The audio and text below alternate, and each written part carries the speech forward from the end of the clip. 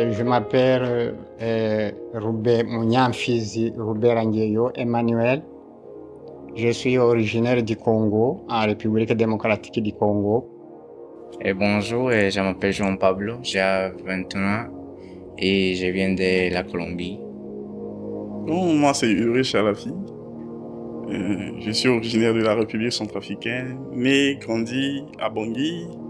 C'est une petite ville qui est au sud-ouest de la République centrafricaine. Bonjour, je m'appelle Ala, j'ai 16 ans, je viens de la Syrie. Ça fait 7 ans que je suis au Canada.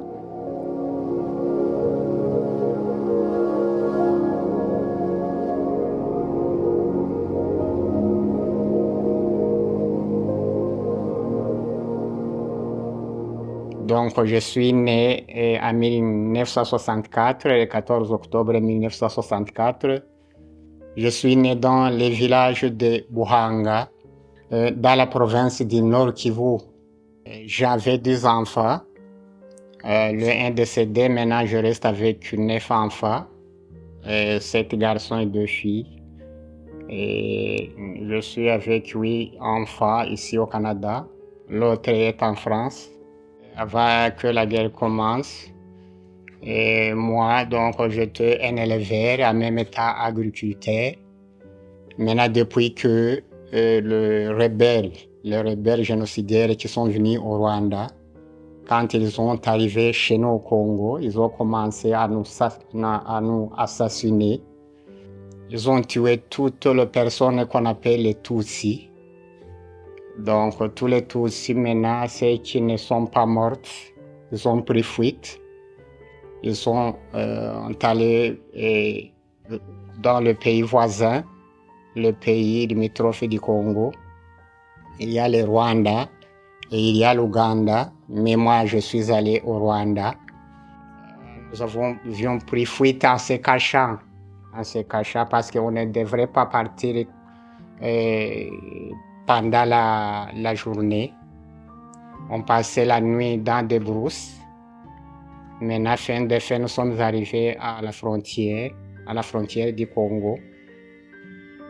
Donc, je suis arrivé dans le cas d'accueil qu'on appelle Umubano, ce vers du Saigny.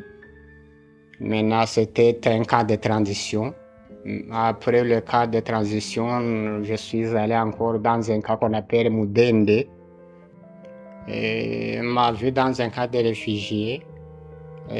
On mangeait une fois par journée. Vous connaissez, même si vous n'avez pas encore vécu dans un cas de réfugié. Donc, c'est vivoté. Mais on était sécurisé par le gouvernement rwandais.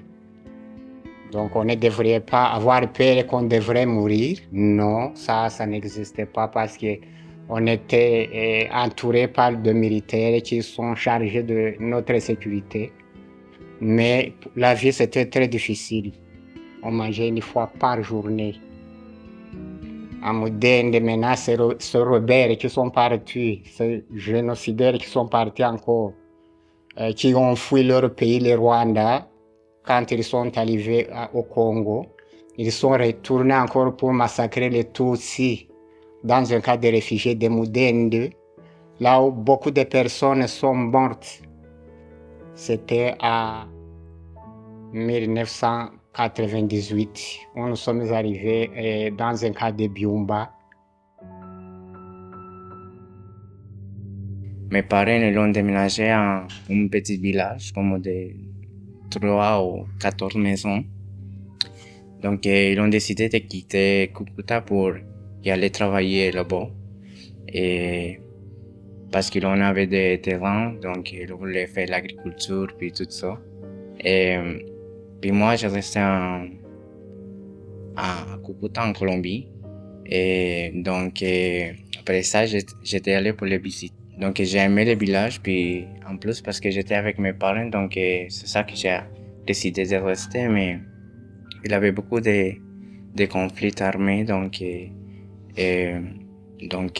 parents ils avaient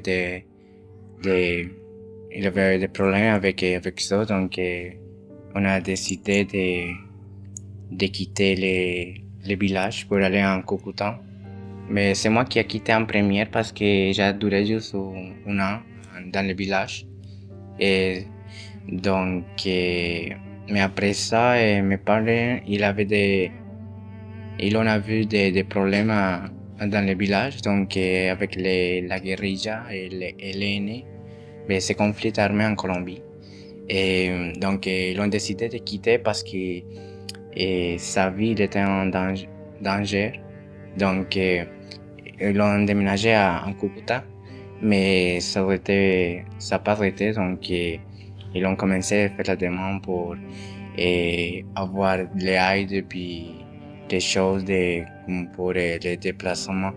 Ils ont commencé à faire la demande à la police puis le gouvernement en Colombie, mais ça pas vraiment, c'était pas sécuritaire, donc ils ont décidé d'aller à Bogota, c'était la capitale de la Colombie. Mais moi, j'ai resté avec ma famille parce que je voulais pas que je passe des nécessités, un exemple de la nourriture ou s'il reste dehors ou avec les froids. Donc, ils ont décidé de quitter juste les deux, puis pour voir qu'est-ce qui ça s'est passé parce qu'ils ne savaient même pas qu'est-ce qui va arriver avec la vie et puis tout. Donc, ils ont décidé que je reste avec ma famille. Donc, ils ont été à Bogota, puis ils ont fait les mêmes choses pour savoir et pour faire la demande dans un troisième pays qui s'appelle le pays sécuritaire. Donc, ils ont dit que ça marche, que ça arrêtait. Donc, ils ont envoyé le pays Équateur pour faire la demande d'un troisième pays. Ils ont dit quand on était organisé, on va savoir, on va y aller. Et tu peux venir avec nous parce qu'on ne sait pas qu'est-ce qui va arriver avec notre vie. Donc, ils ont décidé que je reste avec ma famille pendant qu'ils voulaient savoir qu'est-ce qui va se passer. Donc, ils ont commencé à faire la démarche pour aller en Équateur. Mais ils ont pris des autobus pour y aller. Donc, ils ont cruisé la frontière. Puis, c'est comme ça qu'ils ont arrivé à la ville de Esmeralda en Équateur. Ils ont pris des autobus pour arriver jusqu'à là-bas. Puis, ils ont décidé de faire les démarches pour faire la demande d'un troisième pays. Et puis après ça, ils ont s'organisé un petit peu et ils ont trouvé comme une pièce pour habiter. Donc, et après ça, ils ont commencé à faire la démarche de tous les documents, donc les gouvernements, puis ils ont demandé que j'ai besoin d'être en Équateur parce que j'étais parce qu'il m'a besoin pour continuer le processus pour le troisième pays. Donc, j'ai quitté à Cúcuta. J'ai quitté Cúcuta pour y aller jusqu'à la frontière de la Colombie puis Équateur. Donc, j'attendais mes parents en Ipiales, qui s'appelle, c'est la frontière avec Équateur. Donc, je l'ai attendu là-bas. Puis, c'est comme ça qu'on a fait les mêmes choses pour y aller en Esmeralda pour que je me déplace là-bas pour continuer ma vie. La vie en Équateur, en Esmeralda, c'est compliqué parce que c'était comme une île, c'est une île. Et c'était beau parce qu'il avait les mer, donc il avait comme on pouvait marcher à la plage. Puis, mais pour le travail, c'était compliqué. Et même moi, j'ai travaillé dans un restaurant. Moi, j'ai vendu des oranges dans la plage avec ma mère. Et donc, je l'ai aidé avec son travail parce que après ça, j'ai continué les études en Équateur. Et mon père, il a travaillé comme avec la construction, mais c'était des longues journées, des fois plus de 12 heures. Donc, c'était pas bon payant. Moi, j'ai gagné une fois $10 toute la journée, plus de 12 heures. Donc, c'était compliqué la vie et puis le travail en Équateur. Je vivais là-bas ensemble avec la famille. Mon père conduisait le président. Il était neveu aussi du président. Donc, c'était toute une partie de ma vie. C'était beaucoup plus en rugby centrafricain. J'ai grandi là-bas jusqu'à l'âge de 14 ans, avant de commencer à avoir les menaces et sortir du pays. Vu l'environnement politique que mon père vivait à l'époque, on était comme des personnes ciblées parce qu'on faisait partie du côté du président qu'on l'avait renversé et on nous cherchait, moi et ma petite famille. Donc j'étais obligé de partir pour avoir la protection. En République centrafricaine, bon, je ne faisais pas pratiquement de travail, mais j'étais beaucoup plus, mes activités résument beaucoup plus les études. À l'église, j'étais comme chef de la chorale et je travaille beaucoup plus au milieu de la jeunesse. J'entretiens également les sous-groupes de jeunes comme les pères éducateurs pour les sensibiliser sur les VIH, SIDA. Et j'étais beaucoup plus également acteur au niveau de centre culturel français en rugby centrafricain qu'on appelle Alliance française. J'animais les clubs de lecture. Donc on prenait les œuvres, on essayait de discuter ensemble, on essayait de partager l'idée des auteurs, on essaye de concrétiser ça au milieu de la vie communautaire en rugby centrafricain. Quand j'ai commencé à avoir la menace pour transiter au Cameroun, comme je disais tantôt, c'est comme si c'est vraiment un poisson qui a fui un requin et il décide de vivre comme un oiseau dans l'air pour chercher à quitter un milieu définitivement.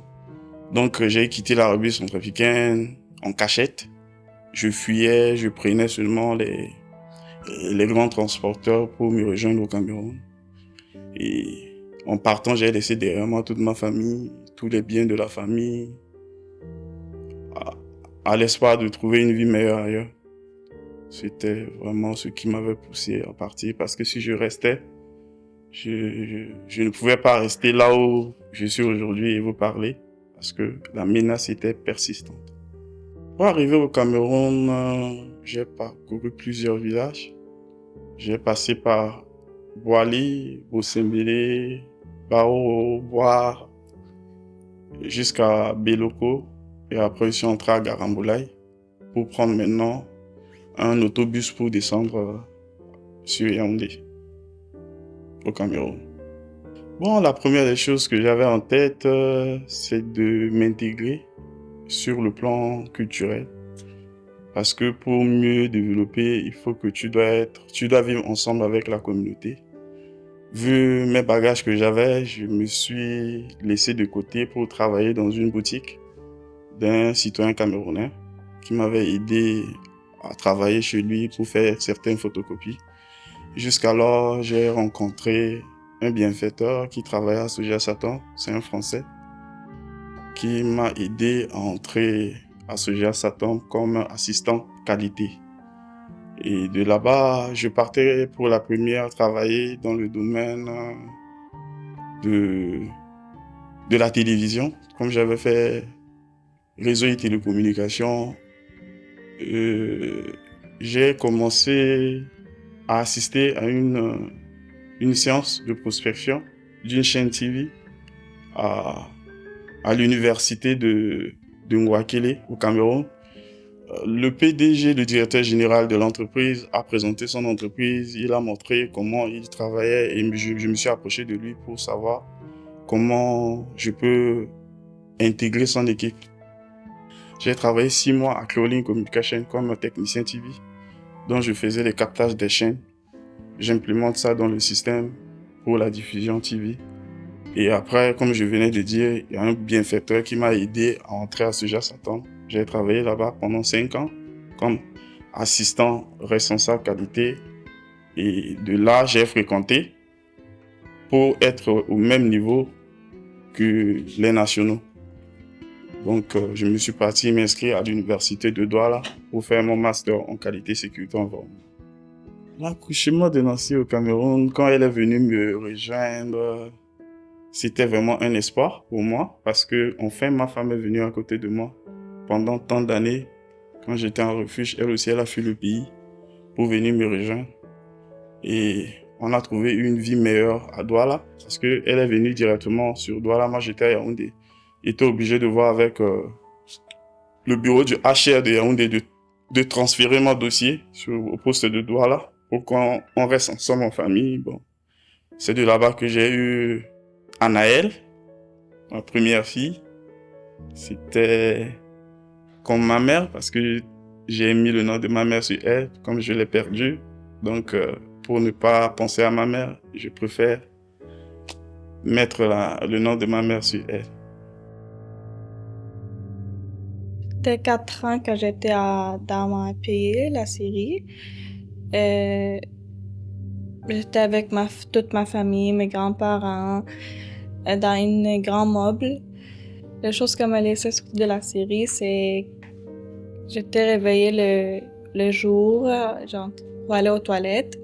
Après, j'ai attendu des bombes qui je pensais que c'est rien, moi, mais quand je partais pour redormir, j'ai attendu encore que ça se passe la même chose que la bombe, les choses comme ça. Après, j'ai réveillé ma mère. Ma mère, elle commençait à pleurer parce que ne savait pas que la bombe était les guerres, comment c'était se passait en Syrie. Et mon père était au travail parce que mon père travaille le soir. Après, on attendait mon père pour venir à la maison, mais après mon père est venu, on est parti avec lui à son travail. Je me suis cachée dans le travail de mon père, on est resté 1 mois. Après, on a attendu une bombe qui arrivait proche du travail de mon père. Après, tout le monde qui est entré dans le travail de mon père, en train de le cacher. Et on pensait qu'il veut mourir, et tout le monde, parce que la bombe était comme très proche. 2 jours après, on est parti à une autre ville, que la ville que j'étais à Alep. Après, j'ai parti à une autre ville, la ville qui était avec ma tante là-bas. J'ai resté là-bas avec ma tante. J'habitais avec elle dans la même maison. On restait 2 semaines avec elle. Après, le gars a commencé de venir dans la même ville qui était ma tante au Ra'a. Après, on est sorti dans l'autobus, on est parti au Liban, à Beyrouth. J'ai resté là-bas 2 ans dans la maison de mon oncle, j'habitais avec lui. Après, quand je partais au Liban, moi j'étais très petite, j'étais comme 4 ans. Ouais, on a trouvé un appartement, mais l'appartement était comme vraiment très cher, plus que pour l'autre personne, parce qu'on était les Syriens qui sortaient de sa pays, choses comme ça, était comme un peu raciste avec nous. Mon père a commencé à chercher un travail, mais mon père il travaille tout seul, il peut pas comme juste mon père qui ne peut vivre tout le monde, parce que moi ma famille c'est une grande famille, nous sommes comme 8 personnes.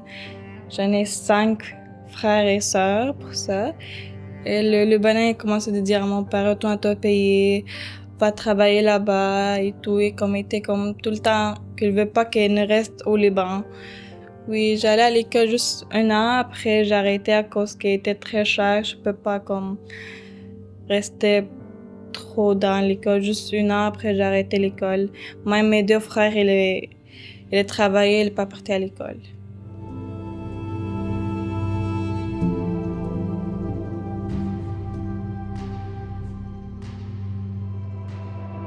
C'était en 2018. C'est là où j'ai appris la bonne nouvelle que je vais quitter Dakar pour venir ici au Canada.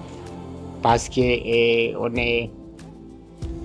on n'avait pas l'espoir de retourner chez nous au Congo. La guerre qui s'éclate même jusqu'à maintenant. Donc, après avoir entendu la bonne message d'arriver ici au Canada, c'était en 2018, comme je viens de vous le dire. J'ai vécu 6 ans au Liban avant que je vienne au Canada. Le voyage au Canada, il a pris 1 an, Quand je venais, je sais rien de Canada. J'étais comme...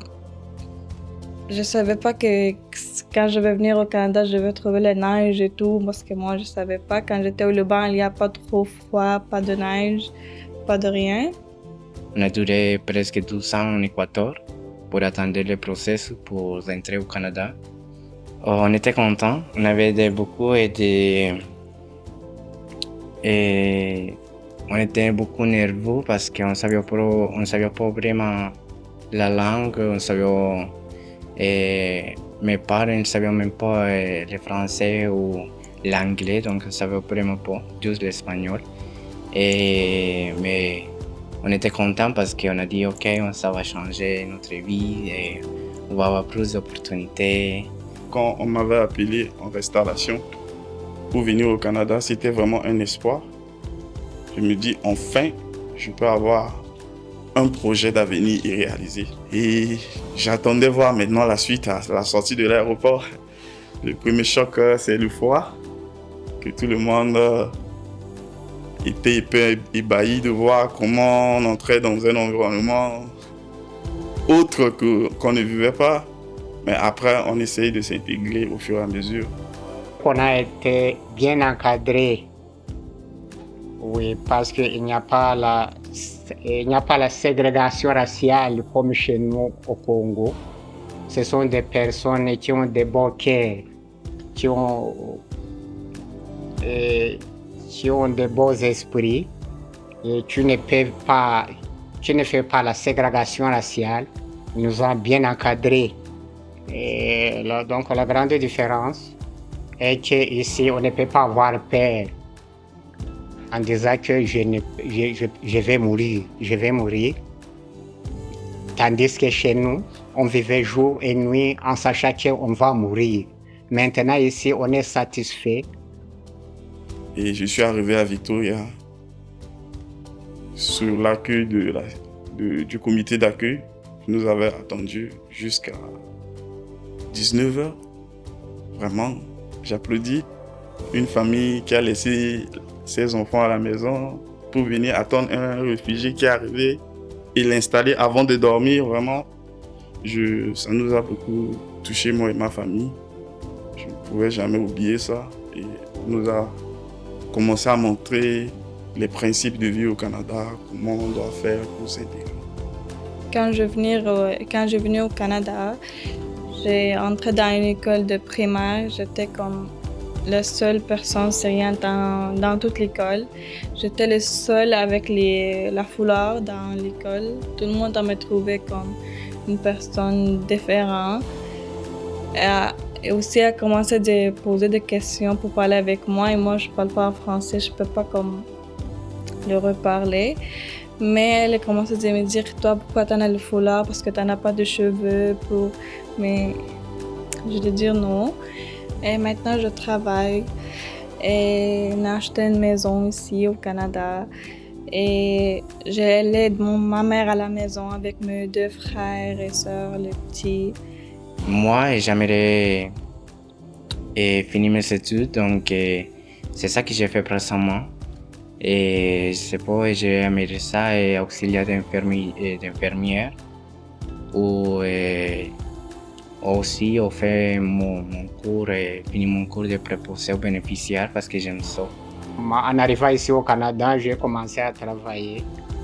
Et maintenant, je vis que l'expression québécoise me semble difficile. Donc, je suis en francisation. J'apprends la langue québécoise, cette expression qui me semble difficile. Donc, j'aime beaucoup la poutine et j'aime également l'environnement parce que une fois, je suis parti à l'église au début d'hiver. Pour moi, je disais que c'était l'hiver, mais ce n'était pas encore l'hiver. J'étais en veston de printemps. Il y a une dame qui m'avait vu. Elle s'est approchée de moi et me disait, tu es venu au Canada depuis qu'on dit qu'il y a à peine un mois. Elle me disait que, mais tu vois, il fait froid. Tu n'as pas l'habit d'hiver. Elle dit que non, madame. On m'avait donné ça à l'aéroport. Elle dit que, bon, ok, je peux avoir ton numéro. Elle dit que oui, merci. Je lui ai donné mon numéro. Et quand l'hiver a commencé, de manière persistante, elle m'a appelé Elle me disait que bon, je suis heureux, tu peux descendre. C'est qui? C'est un numéro privé. Moi, je suis descendu, c'est la dame. Elle m'a donné 2 activités qu'elle a acheté. Elle m'a dit que je t'ai promis, voilà, il faut que tu portes ça. Je dis que merci. Donc, au Canada, il y a d'abord l'accueil, il y a d'abord l'environnement que j'aime, l'approche des gens. Dans mes promenades, il y a des gens qui approchent de moi, qui me posent des questions. Comment tu te sens à Victo? Vraiment, je trouve ça formidable. La chose que j'ai aimé au Canada, que le Canada elle est ouverte. Chaque personne elle peut vivre sa vie, personne qui veut entrer dans sa vie. Et le Canada, c'est un pays comme très ouvert. Et les gens québécois et canadiens sont très gentils avec nous. Je remercie le gouvernement Canada. Je les remercie. Je remercie aussi le comité d'accueil qui nous a accueillis, qui nous encadre dans tous les moyens possibles. Même celui qui n'est pas capable de s'exprimer, qui ne connaît pas la langue, donc on lui donne un interprète pour l'aider. Et je remercie aussi le gouvernement rwandais ainsi que le HCR qui nous a aidés pour arriver ici dans ce pays.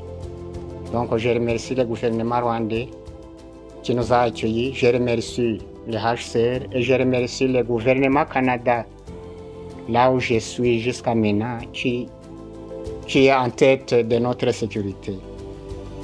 Et à notre arrivée au Canada, ce qui m'a beaucoup plu à l'aéroport, l'agente qui travaille à l'immigration, qui nous avait accueillis, elle nous avait dit bienvenue au Canada et elle a dit un mot qui m'a touché jusqu'à présent. Elle disait, vous n'êtes plus réfugié, vous êtes résident permanent.